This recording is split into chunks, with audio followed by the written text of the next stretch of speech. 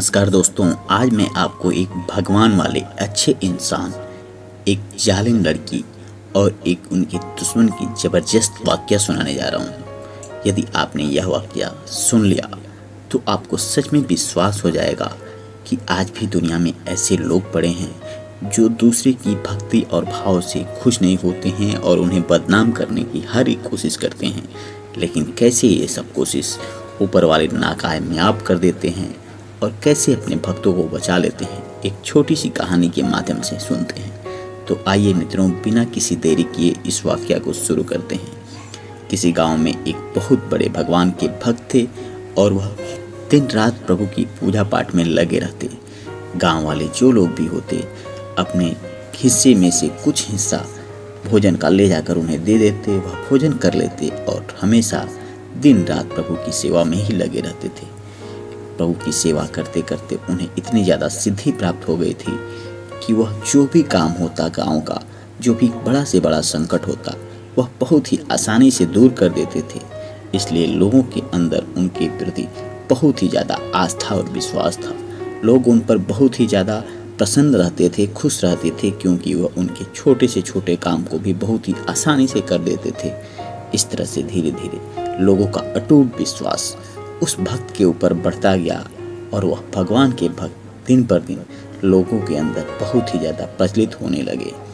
जैसे जैसे किसी की सिद्धि आगे बढ़ती जाती है, कोई लोगों के बीच बहुत ज़्यादा प्रचलित होता जाता है, वैसे वैसे उसके दुश्मन भी बढ़ते जाते हैं।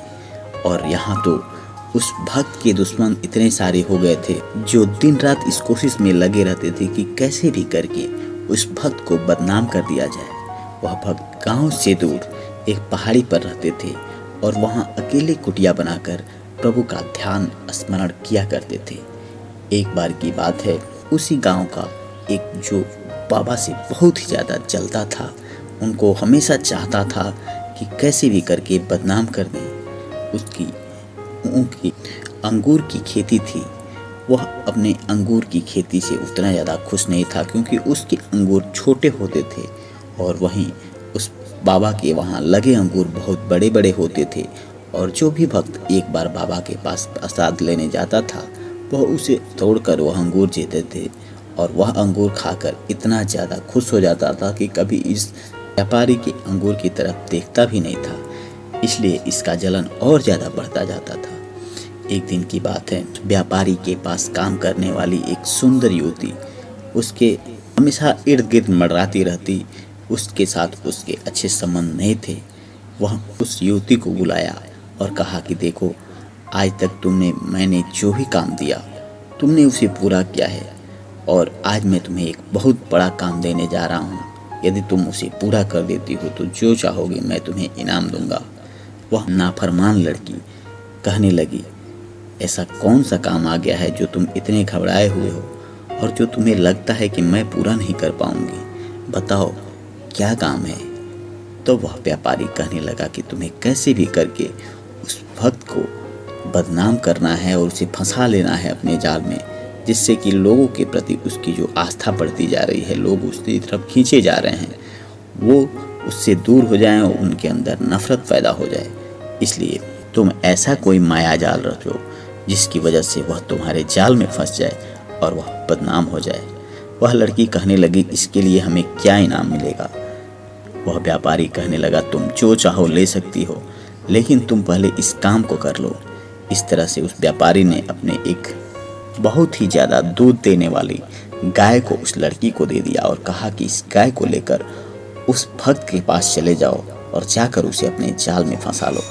धीरे धीरे वह लड़की उस पहाड़ी की तरफ चढ़ने लगी और उस गाय को लेकर वह उस पहाड़ी की चोटी पर पहुंच गई जहां वह भगवान के भक्त रहते थे। वो तो प्रभु के भक्ति में ही लगे हुए थे कि यह लड़की वहां पहुंचकर उन्हें देखने लगी। यह लड़की वहां पहुंचने के पहले ही अपना रूप ऐसे अबला नारी की तरह बना ली थी जिसके ऊपर कितने सारे संकट पड़े हों, जो कितने ज़्यादा परेशान हो, और वह इस तरह से बना ली थी जैसे कि उसका कोई सहारा न हो और उस भक्त से सहारा मांगने के लिए पहुंच गई। वह जाकर वहां आवाज़ देने लगी कि हे बाबा, मुझे बचा लीजिए, शाम का समय है, मैं अपने गाय को लेकर जा रही थी, कि रास्ता भटक गई और चलते चलते मैं थक गई हूँ। मुझे आज रात यहाँ रुकने का मौका दे दीजिए, कल सुबह मैं पुनः इस जगह से चले जाऊँगी।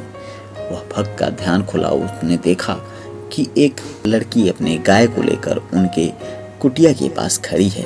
वह कहने लगे, एक काम करो, तुम इधर से रास्ता पकड़ो और चले जाओ, क्योंकि यहाँ किसी गैर महिला को रहने का कोई अधिकार नहीं है और मैं अपने प्रभु की भक्ति भाव में किसी को विचलित करने के लिए नहीं रोक सकता। वह कहने लगी कि मैं आपके पूजा पाठ के ध्यान में कोई भी अड़चन पैदा नहीं करूँगी।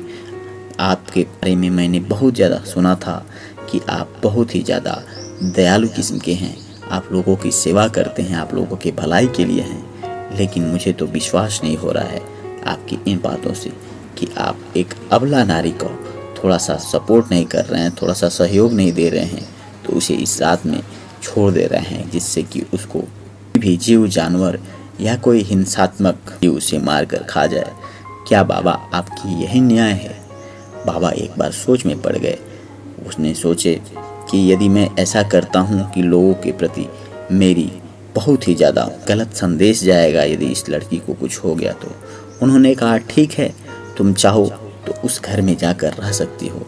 वह बाबा एक तरफ प्रभु की भक्ति भाव में लग गए, दूसरी तरफ यह लड़की अपनी गाय को वहीं बांधकर बाबा के घर में आकर बैठ गई। वह गाय को ऐसी जगह बांधी थी जहां वह अंगूर के पेड़ थे और वह चाहती थी कि उस अंगूर के पेड़ से कुछ डालियां तोड़कर यह गाय निकाल दे, जिसको कि कल मैं अपने साथ लेकर जा सकूं। इस तरह से उसने अपना भरपूर प्रयास करना शुरू कर दिया। बाबा जैसे ही अपनी भक्ति में डूबे, रात्रिकाल का प्रहर प्रारंभ हुआ। वह उनके सामने आकर बैठ गई और वो भी बाबा का स्मरण करने लगी। बाबा का ध्यान खुला। उन्होंने इसे इतना करीब पाया तो वो बहुत ज़्यादा नाराज़ हो गए। कहने लगे कि यह तुम क्या कर रही हो? तुमसे मैं पहले ही कहा था तुम यहाँ से चली जाओ, मुझे प्रभु की भक्ति भाव करने हैं और तुम इन भक्ति भाव में अड़चन पैदा कर रही हो। वह लड़की कहने लगी, क्या बात करते हैं आप भी? आपको नहीं दिखता कि मैं एक कितनी ज़्यादा खूबसूरत लड़की हूँ और इस समय बिल्कुल ही अकेली हूँ, मेरा इस दुनिया में कोई नहीं है। क्यों ना आप मेरे साथ हो जाएं, किसी को कुछ भी पता नहीं चलेगा और हम दोनों खुशी खुशी यहाँ पे रह सकते हैं। अब बाबा बहुत ही नाराज़ हुए। कहने लगे, मैंने पहले ही तुम्हें देखकर इस बात का अंदाज़ा लगा लिया था कि तुम्हारी नीयत सही नहीं है, लेकिन फिर भी तुम्हारी बातों में आकर तुम्हें रहने का पनाह दे दिया। तुम एक काम करो, अभी के अभी यहाँ से निकल जाओ। वह लड़की बाबा के और करीब आ गई, उन्हें फंसाने का भरपूर प्रयास करने लगी। तभी बाबा ने कहा कि तुम चाहते क्या हो, तुम क्यों ऐसे इस तरह से परेशान कर रही हो? वह लड़की कहने लगी कि मुझे तेज भूख लगी है, आप मुझे खाने का तो कुछ बंदोबस्त कर दिए होते, मैं कुछ खा पी तो ली होती। आप हैं कि अपनी भक्ति में डूबे हुए हैं और मुझे भूख के मारे तड़पते हुए छोड़ दिए हैं। बाबा ने बोला, जाओ, बगल में एक अंगूर के पेड़ लगा है और वहाँ से अंगूर तोड़ लो, तुम उस अंगूर को खा सकती हो। वह लड़की गई और अंगूर तोड़ ली। अंगूर इतने बड़े बड़े होते थे जिससे कि कोई एक अंगूर भी तोड़ ले तो उससे भी उसका पूरा भूख मिट जाए। वह लड़की एक अंगूर तोड़कर खाना शुरू कर दी। खाते खाते थोड़ी देर में ही उसका पेट भर गया और वह अब सोचने लगी कि बचे हुए अंगूर को मैं फेंक देती हूँ। जैसे ही वह फेंकने के लिए हाथ बढ़ाई कि वह बाबा बोलने लगे, कहने लगे कि देखो, यह ऐसा अंगूर नहीं है जिसे तुम धरती पर आराम से खा लेते हो और फेंक देते हो। यह प्रभु का दिया हुआ एक विशेष प्रकार का वरदान प्राप्त अंगूर है, जिसे कि तुम फेंकती हो तो अनर्थ हो जाएगा। तुम इसे ले जाकर वहीं पर रख दो। वह लड़की जैसे ही उस अंगूर को ले जाकर वहाँ पर रखी, अंगूर पुनः अपनी पुरानी अवस्था में आ गया। वह पूरा का पूरा फिर से एक नया अंगूर बन गया। इसे देखकर उसे बहुत ही ज़्यादा आश्चर्य हुआ। और उस अंगूर की एक और खासियत थी कि जो भी व्यक्ति उस अंगूर को खा लेता था, उसके मुंह से जाने अनजाने में सच निकलना शुरू हो जाता था। वह झूठ बोल ही नहीं पाता था। जैसे ही वह लड़की अंगूर खा ली, उसके मुंह से भी सच उगलना शुरू हो गया। वह कहने लगे कि हे बाबा, मैं कहीं रास्ता भटकी नहीं हूँ और ना ही मुझे यहाँ रुकने का कोई शौक़ है। मैं तो यहाँ पर उस व्यापारी की कहानी पर आई थी और उसने मुझे भेजा है कि जाओ, उस बाबा को कैसे भी करके फंसा लेना और उनके साथ गलत ताल्लुकात बैठा लेना। मैं इसीलिए आई हूँ और मुझे यह काम करने से आप हरगिज़ नहीं रोक सकते। मैं उसकी नमक खाई हूँ और उसका नमक हलाली कभी नहीं कर सकती हूँ, इस तरह से वह लड़की अब बाबा की तरफ काफ़ी तेज़ी से दौड़ी।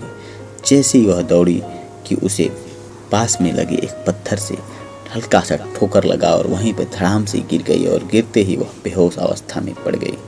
उस लड़की के माथे पर जोर की चोट आई और उधर से काफ़ी ज़्यादा खून निकलने लगा। धीरे धीरे सुबह का समय हो चुका था।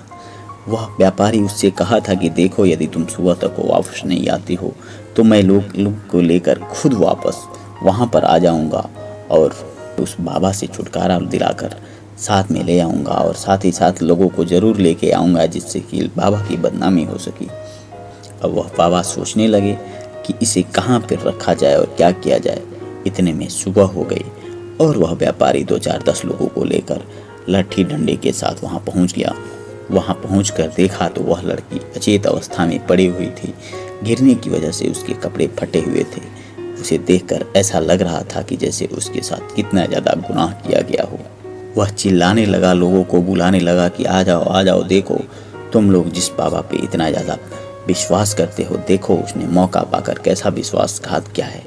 यह बेचारी लड़की जिसका कि इस दुनिया में कोई नहीं है, मेरे घर नौकरान की तरह रहती थी, हमारे घर की काम करती थी, उस बेचारी को मौका पाकर देखो इस बाबा ने क्या कर दिया है। सारे लोग इकट्ठा हो गए और लोगों ने देखा तो उनके होश उड़ गए।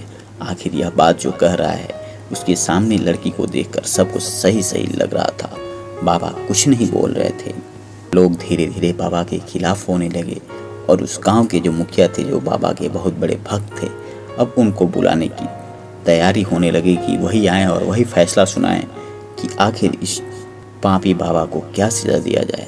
सब लोगों ने उस बाबा को बांध दिया और बांध कर लेकर वो ऊपर से नीचे गांव की तरफ लेते आए। गांव के बीच में उन्हें खड़ा कर दिया गया और गांव के मुखिया उनसे कहने लगे कि हे बाबा, मैं तो हर एक काम आपकी सलाह पे ही करता था, हर एक बात आपसे पूछता था। गांव में छोटे बड़े जो कुछ परेशानियां आती थी उसे आप ही दूर करते थे। आखिर आपने ऐसा गलत काम कैसे कर दिया जो लोगों की नज़र में आपकी पूरी इज्जत मिट्टी में मिल गई? क्या आपने जो भी किया था आज तक ढोंग फैलाया था गांव में, और सच में आपकी जो असलियत है वो ये है जो सामने दिखाई दे रही है? बाबा बेचारे अभी भी चुपचाप अवाक थे, उनके मुंह से कोई शब्द नहीं निकल रहे थे। फिर उन्होंने कहा कि नफरत फैलाने वालों की संख्या बढ़ती जा रही है और उनकी तरफ से बोलने वाला कोई नहीं है।